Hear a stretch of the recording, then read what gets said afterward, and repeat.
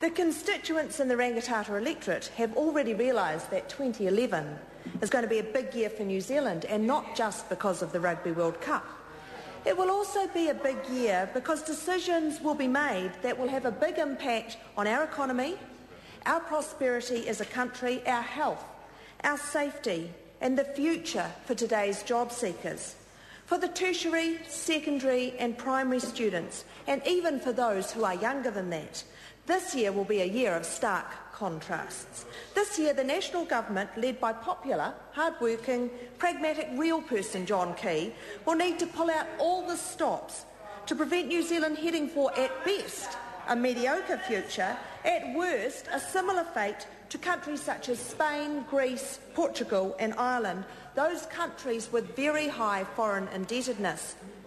This year, the National Government will try and improve our economic performance to get the books back in order, because continuing to borrow $300 million a week and then gifting that debt to our children is not okay. We have had to borrow to blunt the sharp edges of the recession, but now is the time to get the books back in order.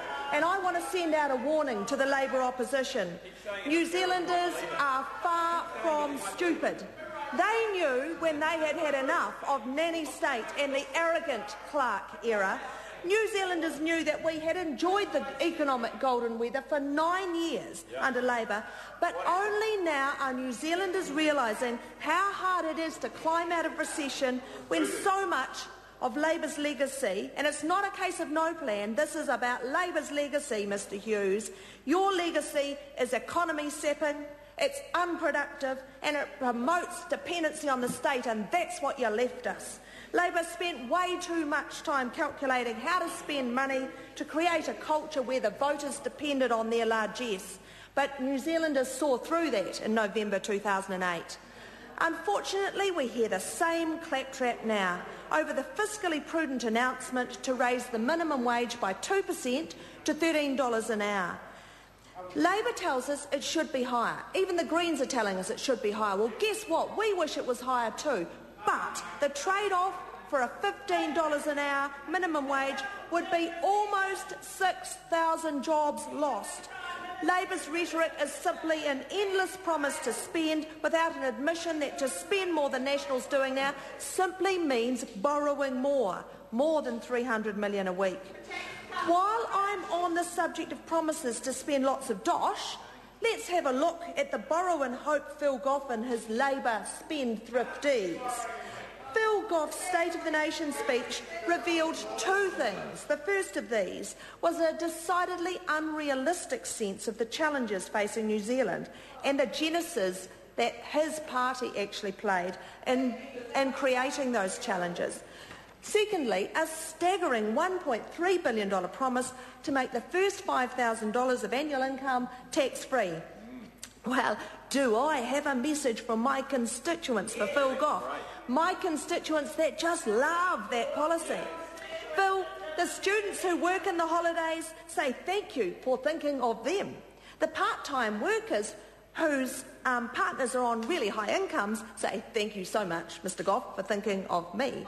The kids who work in their parents' businesses say thank you for thinking of them. But I have a question for Phil Goff. Is that really the people you meant this policy to help? Probably not. It's not the way you talk about it, Mr Goff, anyway. There is yet another stunning example of Labour throwing a dart at the dartboard of vote-catcher ideas without any thought of targets and of what a policy should actually achieve. But since that speech, Labour's interim leader has promised another $400 million on early childhood education, but then more about that soon. And then last year, we had the GST of mangoes, raspberries and bok choy. Oh, and then boysenberries, peas and carrots, as long as they're not frozen. And that's at a cost of $250 million a year. Add to that a whopping $2 billion on the super fund a year, and this Labour temporary leader has amassed more than $5 billion a year in extra expenditure. But New Zealanders are not dopey. They know we can't afford that, and if we venture down that track, then we are assured of worse than negative watch from Standards & Poor. So maybe we need to remind Labour that a downgrade means higher interest rates for all of that. Explain that to New Zealanders, spendthrift Labourites. While I'm on that thread, there is another woeful example of chucking buckets of money at a sector without analysing whether it really truly improves the lot of New Zealanders who really need government assistance. Early childhood education under National, well, we are actually spending the most ever, $1.4 billion. But we're actually targeting projects to markedly improve the participation. And wow, is that a far cry from the ill-targeted government policy under Labour that would have seen 1,000 early childhood education centres closed because they could not meet the mandated 80% registered teachers. Hello, that was going to be a whole lot of kids out of luck, wasn't it, Labour? In my electorate, some centres face choices as to how they're going to have to tighten their belts, but many are unaffected by National's policy change to only fund up to 80% registered teachers. Some actually are nowhere near the 80%. Some have a mix of qualified and unqualified staff or qualified and training teachers. But the public should also get their heads around the thought that quality staff is really important, but the children attending the centres are aged 0 to 5 years. So a mix of education and childcare is what happens in those places. Surely there is a role for those who are trained in childcare as well as registered teachers. A mixture of skills. Well, hello, childcare is very important. Very important, Ms. Chadwick. So a mix of skills and qualifications can still mean quality ECE. What's wrong with registered nurses who work alongside nurse assistants and enrolled nurses, lawyers who work aside law clerks and interns? I can think of many examples of groups of people who have different skill sets working together to complement each other's skills. So Labour should just quit the slogans, admit their focus was never on maximising participation in early childhood education, but actually National's is. I mentioned at the beginning of my contribution this evening that there will be a stark contrast between the offerings to voters on November the 26th. On one hand, we've got a National government that knows that building a brighter future will entail determination and some tough calls. But National's vision is for stronger government accounts, where we're going to move away from the debt-fuelled consumption and government spending towards savings, investment and exports. This vision is in stark contrast to recent proclamations from Labour's spokespeople, which in effect add up to massive job losses and all for Labour Party ideology. Without the 90-day trial period, 13,000 New Zealanders wouldn't have got the opportunity of a job. Labour's unrealistic timeframes for clean air would have seen thousands of job losses in industry, as industry was penalised for domestic polluters not meeting the deadlines. And Mr Cheval needs to remember that not meeting a deadline certainly doesn't save any lives. Hello, wake up. The minimum wage, as I've already said, had it been raised to $15 an hour, would have resulted in 6,000 job losses.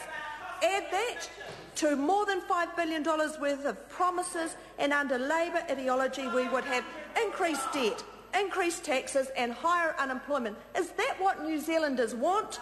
I think not.